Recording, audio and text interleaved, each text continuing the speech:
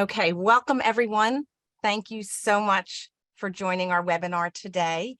My name is Jackie Panto. I am the Admissions Recruitment Manager here at Penn Engineering Online. I am so happy to see so many of you here today. Our topic, we are going to be going over our Masters of Computer and Information Technology program, otherwise known as our MCIT program. And we have a lot of great information to share with you today. But what we do have is a very special guest. We have Professor Susan Davidson, and Professor Davidson is here today. She has been with the program for quite some time. She obviously teaches a course in the program. So today she's going to share with you information about the overall curriculum for the program. She's going to talk about her course and go into a little bit of detail about the course that she teaches. And then she's going to give a little course overview based on her course and what the other courses are like in the program. So you can get a good feel for what it would be like, to be in the program and to be a student in the program. When Professor Davidson is done with that, she'll turn the presentation back over to me, and I'm going to go through application elements, talk about the admissions process. I'll talk about the dates and deadlines.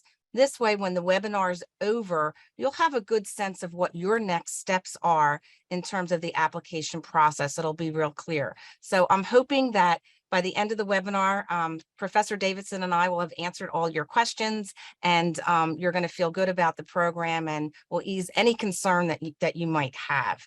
I want to just talk a little bit. We have these kind of like webinar housekeeping tips that I just want to share with you. So number one, the webinar is being recorded. So let's say a week from now, you totally forget what we said, or there's something that you forget that we said, you can go back and rewatch the webinar, or at least a portion of the webinar. And what you're going to find is there's actually a library of webinars there. So you can even look at past webinars. It's a great resource when you're trying to find out information about our programs and about Penn Engineering Online in general. So there's some really great webinars there in addition to this one, and it is a valuable resource for you. We are also going to allow time at the end of this webinar for questions and answers. There's a function in Zoom, a Q&A function. So what we want you to do is, if you have a question, and I'm sure there's going to be questions, please type them out in that Q&A section. And what's going to happen is we do have people behind the scenes. We have our admissions team behind the scenes. They'll be answering some questions on the Q&A function throughout the webinar, and then other questions will be saved for the end, and Dr. Davidson and I will be answering those questions at the end on camera for everyone to hear. But regardless, if you have a question, we want you to use the Q&A function and type that out in the in that toolbar. Okay, so I'm going to get started first by talking about our demographics in the program. So the MCIT program is a very online program, is a very unique program. We currently have 1,516 students in the program, and basically what that number means, if you think about it, this program, our online program, started in 2019, I believe. And back then in 2019, for the first few semesters, we had about maybe 250 or so students in the program. So in a very short time, we've grown the program to over 1,500 students, which we are really very, very proud of, very excited about. And it's really a great number because it's a manageable number. It's a number where it allows for a lot of networking and networking for everyone that's in the program, but it's also a manageable number because we're able to give that personalized service and that personalized advising and provide the resource is needed to our students. So it's a very manageable number. We're proud of it. It looks like I'm hearing that maybe we're going to level off and like we'll bring it up to maybe 1,800 students, and that'll be like our steady state, which again will be very manageable for networking, as well as that personalized student experience. In terms of what our students, where they come from and what they're all about, 56% of our students are international citizens, so they're citizens outside the United States. So that's a great number, and talks about the diversity of our program and people coming from lots of different areas around the world, which is wonderful. It represents 39 countries are represented by our student population. The next demographic, I think, is really quite amazing. As you know, computer science and pretty much technology in general is really very male dominant, or traditionally has been male dominant. But our program, 42% of the people in our program identify as women, and that's been a growing number. So I think that's awesome, and hopefully maybe someday we'll get that number up to 50%, where it's even ground, and I think that's truly a great number. I'm so happy to see that. And in terms of ages, you can see the spread there. We have students in the program that are maybe fresh out of undergrad, around age 22, and then we have students in the program that are maybe close to retirement age as well. So it's really a wide range in terms of ages, and people from all different kinds of personal backgrounds, and in terms of maybe some people are getting married or having kids, or working full-time or working part-time, and just everything in between. So we really do have a very diverse group, and what that provides for, it provides for an experience that's very rich. It provides for an experience filled with lots of different ideas and lots of creativity. So we're really proud of all of our students and where they come from and what they're all about. What I wanted to talk about next is the actual MCIT online degree. The degree is really a one-of-a-kind or first-of-its-kind degree. And we talked about the diversity in the student body and the uniqueness of it. But what's also unique about this degree is how it's tailored. It's a computer science degree, but it's tailored for non-computer science majors. And that's a big point of difference, and that's the uniqueness of this program. So you can come from a business background, or you can come from a law background, or you can be a healthcare background, or a teacher, and you might have a passion for computer science. You can apply to this program. You do not need a computer science background. So any background is welcome. Typically what students do have, and we'll talk about this with the application process, is students typically have an aptitude, a quantitative aptitude, and they have like an aptitude for mathematics. But you do not need a computer science background, and that's really the uniqueness of this program. In addition, the MCIT Online program, it's the same program as our on-campus program. So our on-campus program started in 2001. And what that means is the curriculum, the MCIT curriculum, is tried and true. So the online program, which basically mirrors the on-campus program, has this very rich curriculum that's been around, and it's been improved, and it's been updated since 2001. So it's really a tried and true curriculum, and it's the same curriculum.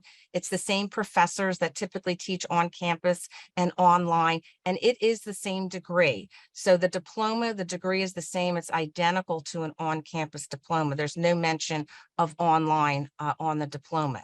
Now, obviously, it is an online program. So if your employer asks if it's an online program, yes, of course, it's an online program, but it is the same excellent curriculum taught by the same top-notch professors as our on-campus program as well.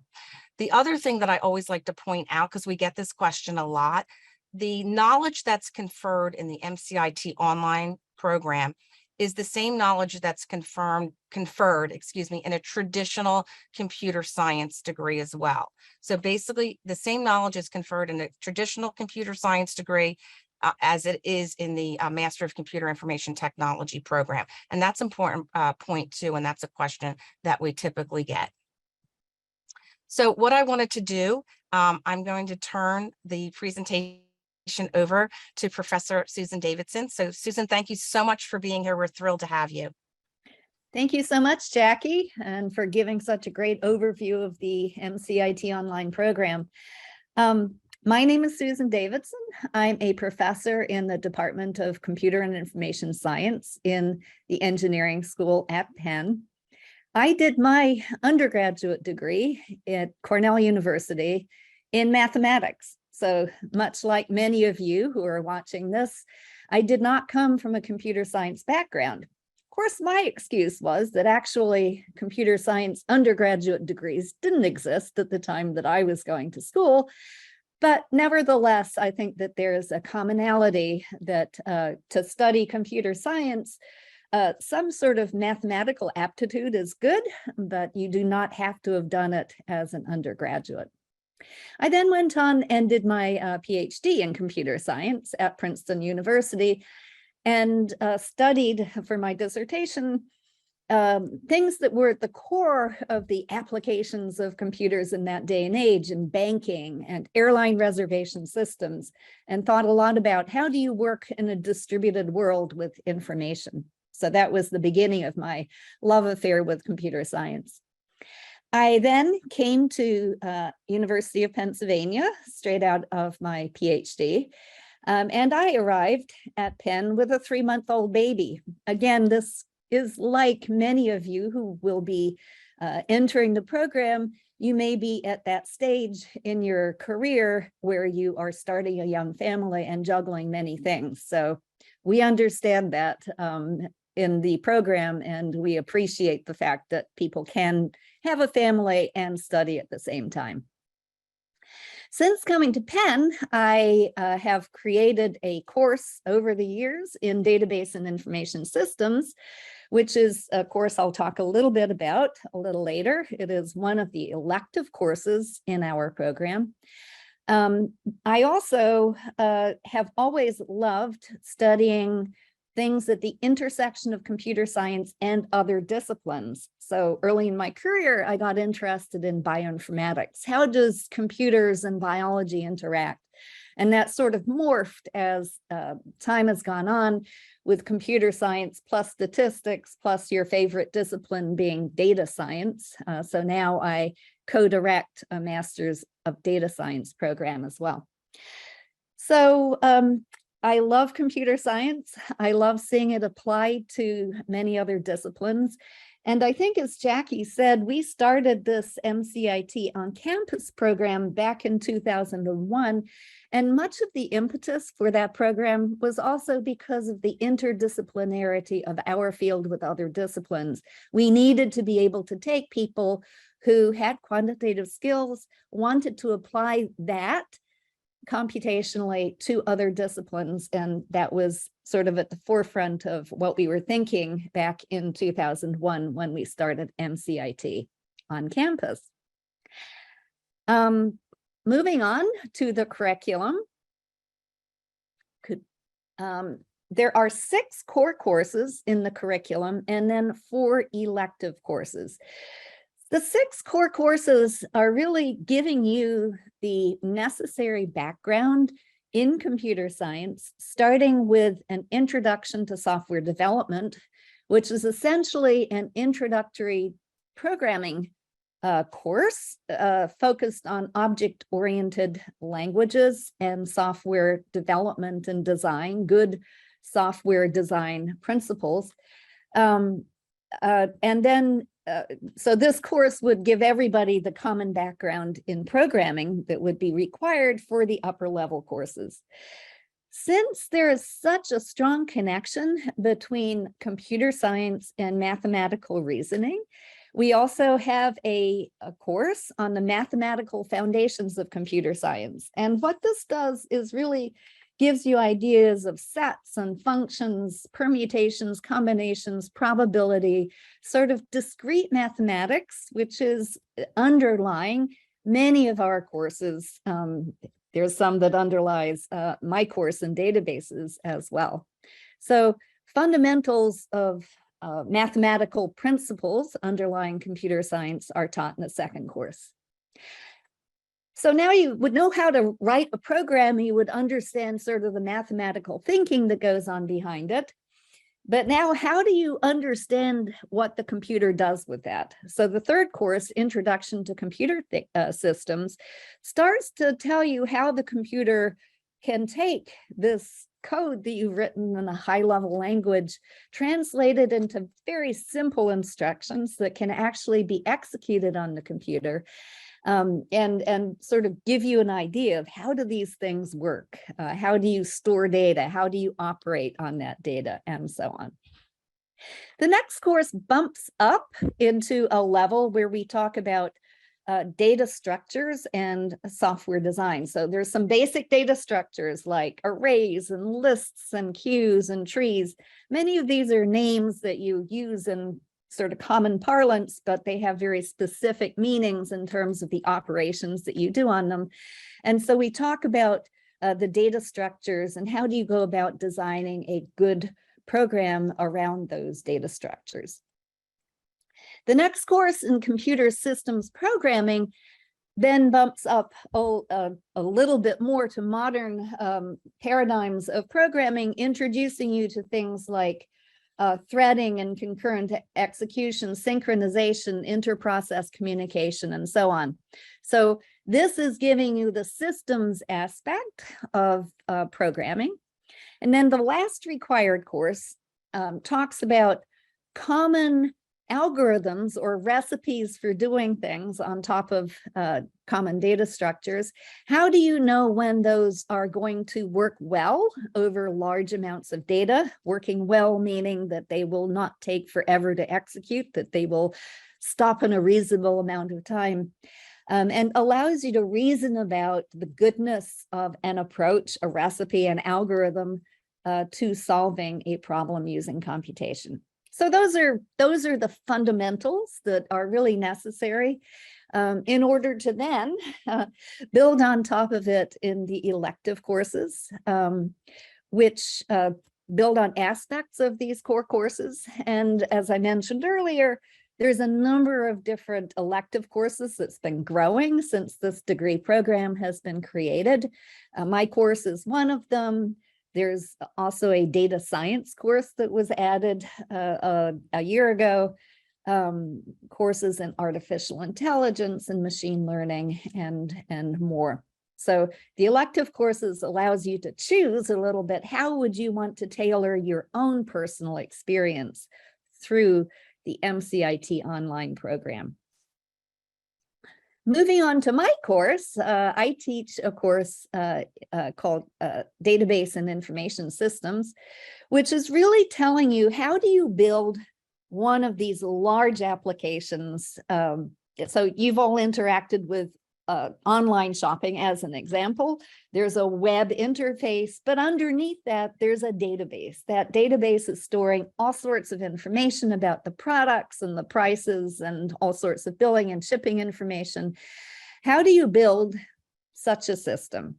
And so one of the most common approaches is to use something called the relational model, and you write the questions to get the data back in a language called SQL. So we learn how to program against relational databases. We learn how to design a database, but given sort of requirements. What is the functionality of the system? How do we take that and translate it into tables that we have to store in our system? And how do we build a web interface over that database that would present the results back to users who don't have to know much about writing SQL queries? We also learn, because the world is not static, it changes, and we need to be able to update that database. We learn about how do you update databases and where are some of the common problems that you could run into if you do it badly. We also understand how the system works, like how does it take those queries you've written in SQL and make them run fast? That's the real crux, is you cannot have a slow, for example, online shopping application because nobody would use it. So we have to understand, how does the system make this work quickly? Moving on into more modern types of databases, we then also talk about no SQL, not only SQL solutions, and we look at two particular applications. So that is the course that I teach, and I will talk about some of the how this is done on the next slide, because it has a lot of commonality with a lot of the other courses in the program. So what does your course experience look like? Suppose you were taking my course, what would that look like? Well, the courses in this program have been designed to have on-demand lecture videos, and these are very high quality video lectures that are short segments. They're like 10 to 15 minutes, which is about a person's attention span. Nobody can sit still for an hour and listen to somebody drone on. So they're short, high quality lecture videos.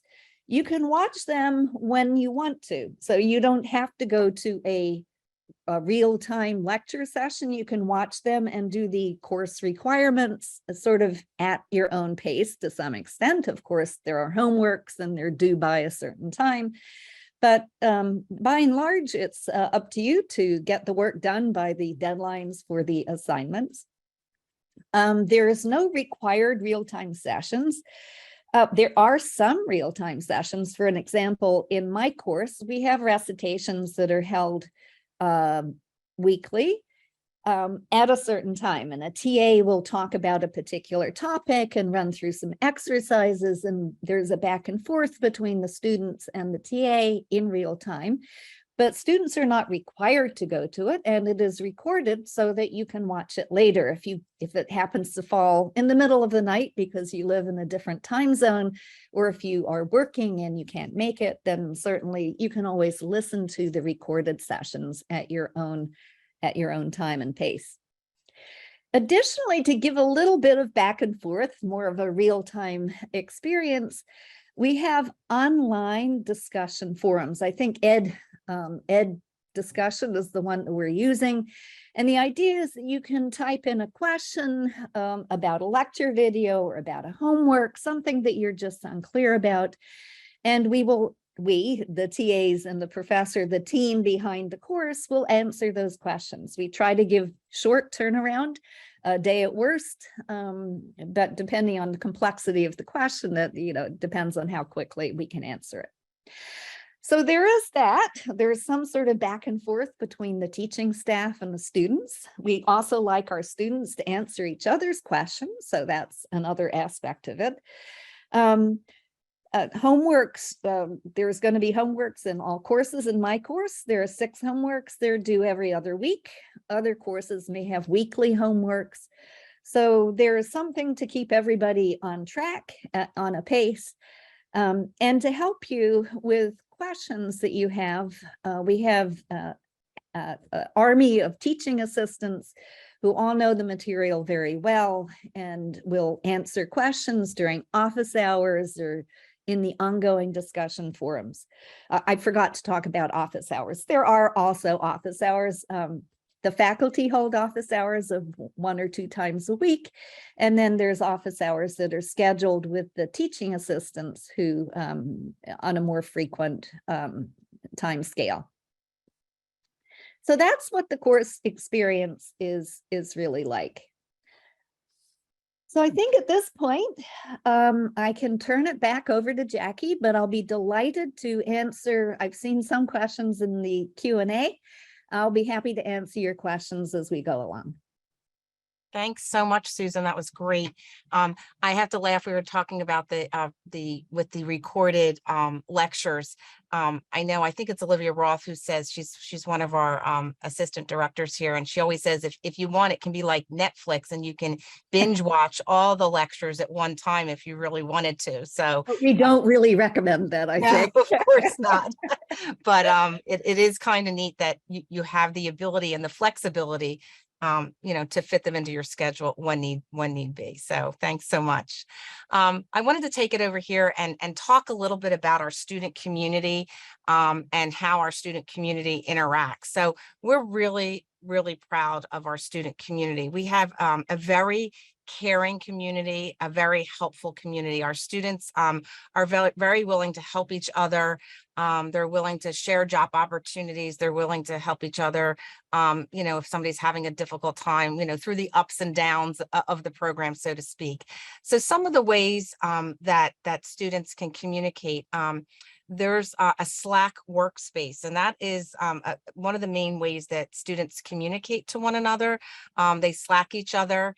There's different Slack channels. So there will be an MCIT Online Slack channel that all of our students are encouraged to join and to be a part of.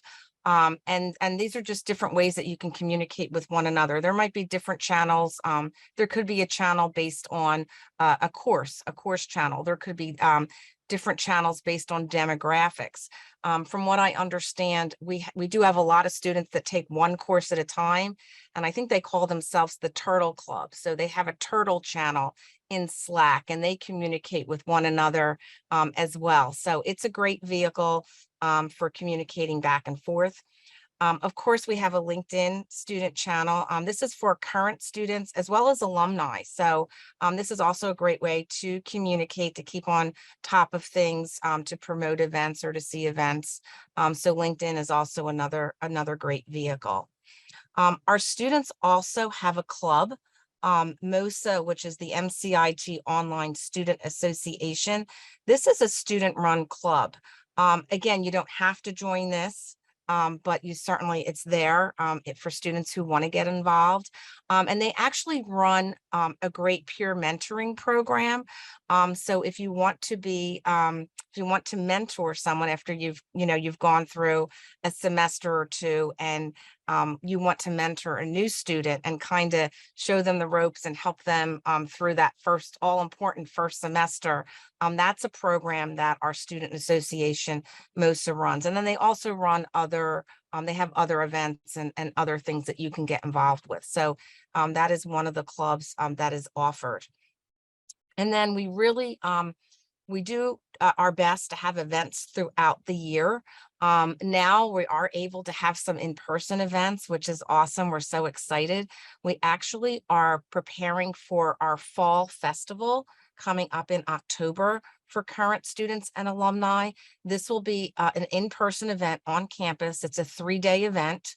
It's going to be made up of different seminars where you can learn different things, lots of networking events where our students can come together and network and share ideas. There's going to be a football game that we can all go to, and different types of social events. So it's really a combination of things so that our students can get together, meet one another, learn a few things, and have a really good time. So we're really excited about that event coming up in February. Last year we did an online spring symposium. We also had our very first in-person graduation this past May, which was wonderful. I had the opportunity to participate with that. And I have to be honest with you, I was so impressed by the relationships that were in the room. If you think an online program is not about building relationships, you are so wrong, because I don't know about other online programs, but this online program does an awesome job of building camaraderie and building relationships. And it was quite evident in our graduation when everybody looked like they knew each other forever. And really, a lot of people were meeting each other for the very first time. So we do our best. We have a great student affairs team, a student success team. They do their very best to cultivate this community and this community of communication and collaboration. So these are just the many ways. If you want to get involved, if you want to communicate, it's all there for you. The resources are there. So I want to just kind of switch gears and talk a little bit about the application process, the admissions process.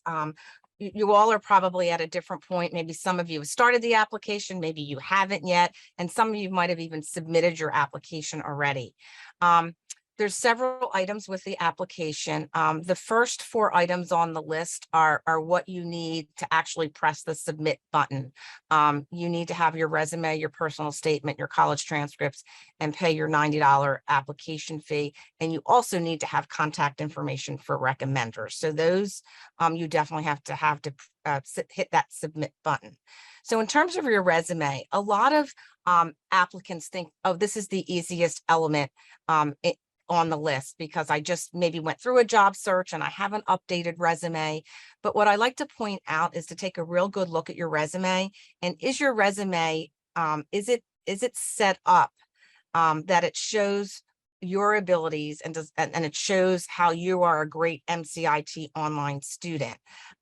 So maybe in your work history, you want to talk about those things that you are doing that maybe or show the qualities that make you a good MCIT online student. Maybe you're going to highlight a section in there of online coursework.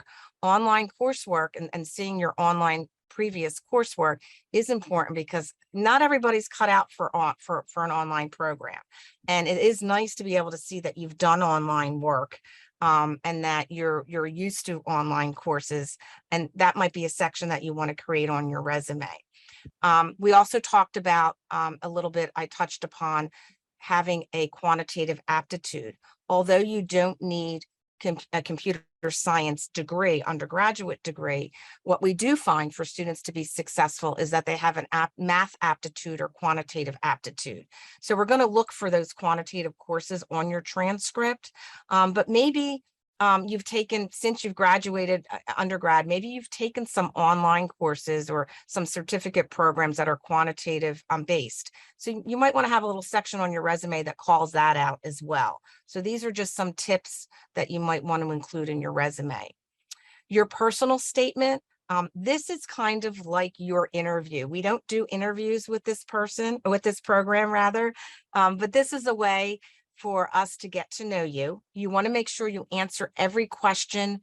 If you look at the website under personal statement, we'll give you a list of questions. It's on the application. You want to make sure you answer every question and do so in a way that is showing that you're a great candidate, you're going to be a great student for the program. It's also a good idea to make sure you have somebody read your personal statement. Sometimes you think it's the greatest thing and you've hit all your points and you have somebody else read it and they say, oh, well, maybe you can do this, or maybe you forgot to talk about that project that you did at work that shows that you have excellent time management skills, or whatever the case may be. So it's always a good idea to have someone read your personal statement as well. Another good point with the personal statement, sometimes we have applicants that say, I had a semester where I didn't do so well. Perhaps there was something going on in their life and they didn't do well, or maybe they were immature and they didn't put enough time into their schoolwork, whatever the case may be. But that's personal statements. It's okay. You could put it in there. I mean, I had a rough semester and this was why. So this is a great place to call out maybe some things that have happened, that you want the committee to understand that really wasn't the proper reflection of you and the true reflection of who you are. So the personal statement is a great place to include all of that. We get a lot of questions about transcripts. We do not need official transcripts. At the point of application, we're looking for unofficial PDF copies of your college transcripts. What's really important is that every college you attended, every course for credit that you have taken, we need a copy of that transcript. So if you've attended 4 schools, we need all 4 transcripts. And again, we don't need official copies, so you don't need to contact the registrar's office unless you don't have a copy yourself. But PDF copies of unofficial transcripts are perfectly fine. We do charge a $90 application fee that needs to be included at the time you submit. And then with regard to letters of recommendation, you don't need to have the recommendations in hand. That's not how it works. You're going to provide contact information for your recommenders, and then we generate automatic emails out to those recommenders, which gives them instructions on how to upload the letter of recommendation into the application. So the recommendations have to come to us via an online portal. We can't receive just emails from recommenders with recommendations attached. They have to use the online portal. Now, number of recommendations, we need 2 letters of recommendation. That's what's required. We strongly, strongly urge that you seek 3. So we really urge to give us contact information for 3 great recommenders. And the reason why, this is the element that is somewhat out of your control. Everything else is in your control, but with the recommenders, you give the contact information, they receive an email on how to submit, but it's up to them to get the recommendation in on time. And all application elements must be in by deadline. So those letter of recommendations must be in by deadline. So you could have a recommender that's a little slow, and that's out of your control. So it's better to have 3 so that you have a safety net in case you have a recommender that's slow and never gets that recommendation in on time. So strongly, strongly urge that you put down 3 contacts for letter of recommendations. Now the GRE, we listed here, but it is optional. We do have some applicants that will submit a GRE score if they maybe feel that they don't have enough quantitative courses. Remember, we talked about how you need an aptitude for math and quantitative ability to be successful in the program. So you might have an applicant that feels like they don't have enough quantitative courses on their transcript. They may take a GRE and submit a GRE score to help with and showing that their quantitative aptitude. It's just one option, and it is definitely optional. It is not required. Now for the TOEFL for our international students, if you are not a U.S. citizen and if you're not a U.S. permanent resident, then you would be required to submit a TOEFL score. The TOEFL score can be waived if you have been taught, if you went to a university where the courses were taught in English. So if you graduated from a university and the medium of instruction was English, you can seek a TOEFL waiver. And with the MCIT program, you would submit your application, and then you'll get an email with regard to either the TOEFL score or the TOEFL waiver, and then you would submit that waiver after you've already submitted your regular application. So that happens after you submit your application. So just a little word of warning, if the application deadline is October 10th at 11:59 p.m. Eastern Standard Time, and you submit your application at 11:58 Eastern Standard Time, it's only going to give you 1 minute to get back the TOEFL letter about your waiver, and then submit your waiver in, and you're cutting it close there with timing. So if the TOEFL waiver applies to you, then you probably want to just work that into your schedule so that you're not scurrying at the last minute trying to get that TOEFL waiver in. The other thing that I wanted to point out for our international applicants has to do with the transcripts. Transcripts for international applicants, they must be in English. And they must list all your courses. And this goes for everyone. All of your courses and grades must be on your transcript. But just wanted to point that out because sometimes we'll get transcripts and they might be just a diploma and not necessarily the courses listed with grades. So they must be in English. They must list the courses with the grades. And you can use a service like Certifile or WES. If you decide to do a WES evaluation, then you're going to send us a PDF copy of that WES evaluation. The WES evaluation doesn't necessarily come to us. Remember, we only need unofficial college transcripts. So you would send us a PDF copy of that evaluation, and that would be perfect for the application process. Now, you're probably wondering, well, when do I send my official transcripts? We only need official transcripts for accepted students. So if you're accepted to the program, then at that point, before you can start the program, then you would need to submit an official transcript. You cannot start the MCIT online program without that official transcript. Okay, so that just gives you a little overview of our application elements and a few tips there about the application elements in the process. Now, as you're going through and maybe you've submitted your application, there is a checklist that you can take a look at, and it'll, for instance, tell you, maybe you want to know if your recommendations have been received. You can check, you can take a look at the status of your application and your checklist to see if recommendations have been received. Perhaps you are submitting a GRE score. You can see if the GRE is there or your TOEFL scores. So this is a way to verify that the letters of recommendations or any other test scores have been received, would be through this checklist. Now, in terms of important dates and deadlines, you can see here all of the dates and deadlines are listed. I think probably the most important thing on here is that our application deadline is October 10th. It is at 11:59 p.m. Eastern Standard Time. So that means your application and all of the materials that we talked about would have to be received by that date. And again, including letters of recommendation. So that's very important. We do have something that's called the Dean's Master Scholarship. That's all you would receive after you submit your application. You would receive information about that, but it is on the website. So if you are interested in the Dean's Master Scholarship, go to the tuition section of the website, go under scholarship. It lists the questions that you would have to answer in order to apply for that scholarship. And you certainly can have those answers prepared ahead of time. Once you submit your MCIT online application, you would get an email about the Dean's Master Scholarship as well. Okay. We return decisions on November 18th to everyone who we receive an application for. And then our classes start in January for our spring session. So that just gives you a nice overview for the admissions process and application elements. So what we're going to do, we have maybe about 15 minutes or so. So we are going to open it up for questions.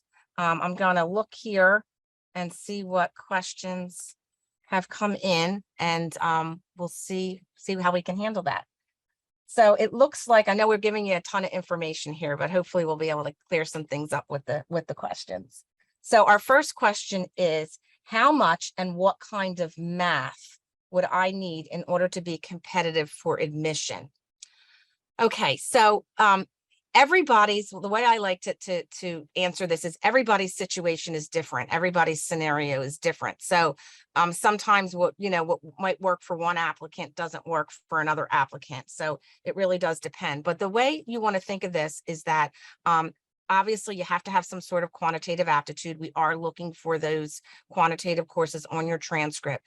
But the two, and I'm sure Susan can jump in here too, but the two courses that are so closely related to computer science would be linear algebra and discrete math.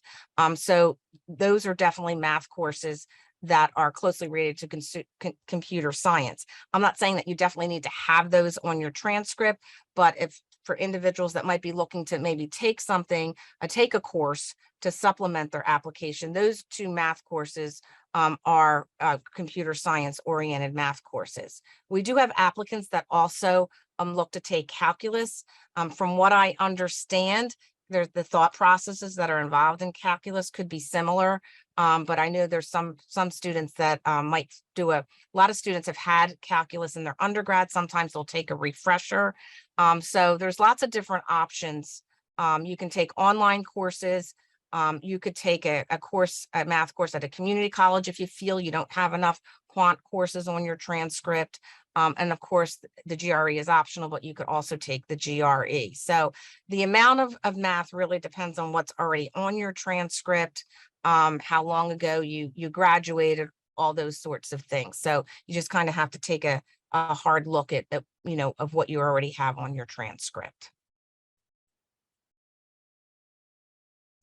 The second question, could you talk about the main difference when choosing MCIT versus a traditional Master's of Science in Computer Science? Did you want to talk about that? Yeah. Sure. So a Master's of Computer Science is typically expecting you to have done computer science as an undergraduate. On the other hand, MCIT was specifically designed for people who didn't do computer science as an undergraduate. And so in fact, if in our on-campus program, if you did computer science as an undergraduate and were to apply to MCIT, you may not be accepted because you had too much computer science. So really, I think that's the distinction between MCIT and MS computer science. Yeah, and that would be the same for the online program too. So if you basically I think the rule of thumb is if you can waive or test out of 3 or more of the MCIT online core courses, then you would be, the committee could see you as overqualified for the program. So that is a key factor in terms of being overqualified could also, cause a denial in the program as well. So yes, makes sense. The next question is, what on-campus school resources will be offered to the MCIT online students? So it is an online program. Obviously, we welcome our students to campus. As you can see, we have an on-campus event in the fall, and we definitely look to offer different events on campus because we like our students to be here. We have a lot of our own resources, like for example, we have our own career services department. We have a associate director of professional development, and she is geared towards our Penn Engineering online students. So we have our own career fair, where there's one happening this fall. She has her own networking ability and her own networking sites for online students. So you wouldn't necessarily want to go to on-campus career fairs. You would want to stay focused with our resources and with our professional development program, because it's geared towards our graduate program. It's geared towards our students and the networking capabilities. So we actually have our own resources as well as what's offered on campus. We love students to come to campus. You'd have to, let us know ahead of time. And again, we have events on campus all the time, but we work really hard at our online student services. And we have a whole, again, like I said, we have a professional development department, and we run our own career fair. So you wouldn't necessarily need to come on campus for that. And again, we have, like I mentioned, in terms of communicating with students, we have our own, the Slack workspace, our own LinkedIn group, and things like that virtually as well. If you are applying but have 0 math courses in your undergrad, is there any MOOCs or anything one can do to bolster one's application? So what does someone do when they have no quantitative courses on their transcript? So one of the things, and I can talk what I know some applicants have done, our admissions team looks at the transcript for courses and grades. So sometimes students will take courses, say at a community college or a local college, and they'll take certain math courses and then submit those transcripts with grades. So that usually providing a grade or a test score kind of shows like the highest level of math aptitude evidence, so to speak, because there's a grade and a test score attached to it.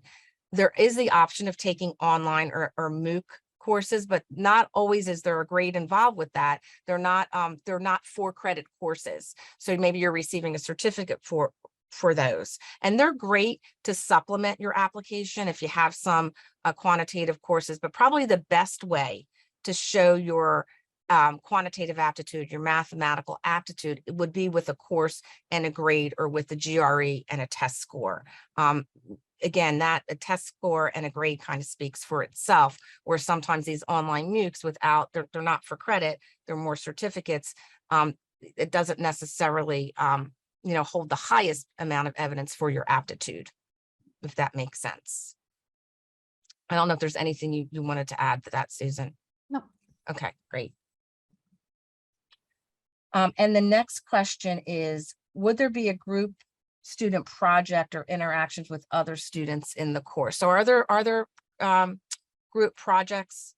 So in the course that I teach, we have a mandatory group project involving 4 students. I think it's a great way of students getting to know each other, learn how to work together in groups, And, it works. One would think it would be difficult because you have people all over the world in different time zones, but somehow it works.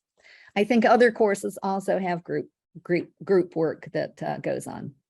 Yeah, for sure. That's from what I understand as well. And I even think that even when it comes to like exams or midterms, we've got this whole time zone down. We understand that our students are coming from many different places. So, we work that out with time zones, even with exams or midterms. And you're able to, from what I understand, sign up for time slots that work within your time zone. So we are truly understanding and understand what that's all about because of our student dynamics of where people are from.